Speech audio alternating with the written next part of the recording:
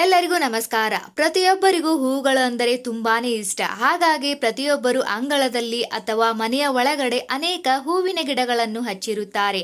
ಆದರೆ ಲಕ್ಷ್ಮಿಗೆ ಯಾವೆಲ್ಲ ಹೂವಿನ ಗಿಡಗಳು ಇಷ್ಟ ಎಂಬುದನ್ನ ಈ ವಿಡಿಯೋದಲ್ಲಿ ತಿಳಿದುಕೊಳ್ಳೋಣ. ಅದಕ್ಕಿಂತ ಮುಂಚೆ ಇನ್ನು ಯಾರು ನಮ್ಮ ಚಾನಲ್ ಅನ್ನು ಸಬ್ಸ್ಕ್ರೈಬ್ ಮಾಡಿಲ್ಲ, ಪ್ಲೀಸ್ ಸಬ್ಸ್ಕ್ರೈಬ್ ಮಾಡಿ. ಈ ಹೂವಿನ ಗಿಡಗಳನ್ನು ಹಚ್ಚುವುದರಿಂದ ಸಂಪತ್ತು ಕೂಡ ವೃದ್ಧಿಯಾಗುತ್ತೆ. ಮೊದಲನೇ ಹೂವಿನ ಗಿಡ ಟೇಸು ಹೂವಿನ ಗಿಡ. ಟೇಸು ಹೂವನ್ನು ಸಹ ಮಂಗಳಕರವೆಂದು ಪರಿಗಣಿಸಲಾಗುತ್ತದೆ. ನೀವು ಆರ್ಥಿಕ ಸಮಸ್ಯೆಗಳನ್ನು ಎದುರಿಸುತ್ತಿದ್ದರೆ ತೆಂಗಿನಕಾಯಿಯನ್ನು ಟೇಸು ಹೂಗಳೊಂದಿಗೆ ಅರ್ಪಿಸಿ, ಇದರಿಂದ ಧನಲಾಭ ಆಗುತ್ತದೆ. ಚೆಂಡು ಹೂವು. ಮನೆಯಲ್ಲಿ ಚೆಂಡು ಹೂವಿನ ಗಿಡ ನೆಡುವುದು ಮಂಗಳಕರವೆಂದು ಪರಿಗಣಿಸಲಾಗುತ್ತದೆ. ಚೆಂಡು ಹೂವು ಪ್ರತಿ ಶುಭ ಕಾರ್ಯದಲ್ಲಿ ಬಳಸಲಾಗುತ್ತದೆ. ಈ ಹೂಗಳನ್ನು ಲಕ್ಷ್ಮೀ ದೇವಿಗೆ ಅರ್ಪಿಸುವುದರಿಂದ ಲಕ್ಷ್ಮೀ ದೇವಿಯು ಸಂತೋಷವಾಗುತ್ತಾಳೆ. ಬಿಳಿ ಓಲಿಯಾಂಡರ್.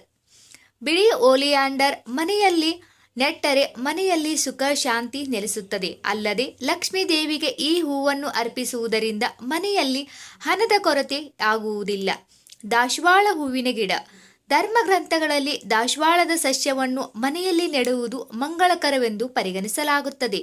ಇದನ್ನು ಮನೆಯಲ್ಲಿ ಹಚ್ಚುವುದರಿಂದ ಸಂತೋಷ, ಶಾಂತಿ ಮತ್ತು ಸಮೃದ್ಧಿ ದೊರೆಯುತ್ತದೆ. ಕೆಂಪು ಗುಲಾಬಿ. ಮನೆಯಲ್ಲಿ ಕೆಂಪು ಗುಲಾಬಿ ಗಿಡವನ್ನು ನೆಟ್ಟರೆ ಮನೆಯಲ್ಲಿ ಸಂತೋಷ ಮತ್ತು ಸಮೃದ್ಧಿಯನ್ನ ತರುತ್ತದೆ. ಲಕ್ಷ್ಮಿಗೆ ಕೆಂಪು ಗುಲಾಬಿಯನ್ನ ಅರ್ಪಿಸುವುದರಿಂದ ಶುಕ್ರ ಗ್ರಹವು ಬಲಗೊಳ್ಳುತ್ತದೆ. ಈ ಎಲ್ಲ ಮಾಹಿತಿ ನಿಮ್ಗೆ ಇಷ್ಟ ಆದರೆ ಪ್ಲೀಸ್ ನಮ್ಮ ಚಾನಲ್ ಅನ್ನು ಸಬ್ಸ್ಕ್ರೈಬ್ ಮಾಡಿ, ಹಾಗೆ ಒಂದು ಲೈಕ್ ಕೂಡ ಮಾಡಿ. ಎಲ್ಲರಿಗೂ ಧನ್ಯವಾದಗಳು.